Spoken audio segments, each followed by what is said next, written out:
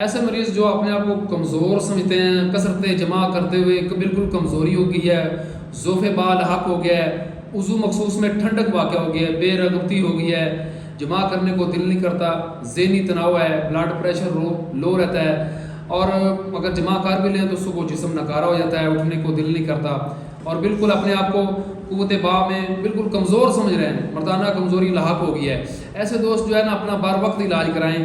علاج کے لیے ہم ایک نسخہ دے رہے ہیں، ابھی تحریر کر لیں، اس کا رزلٹ بہت اعلیٰ ہے، باقاعدہ آزمائش شدہ ہے، اور مختلف مریضوں پر جو ہے نا باقاعدہ اس کا رزلٹ لیا گیا ہے، بہت اعلیٰ چیز ہے۔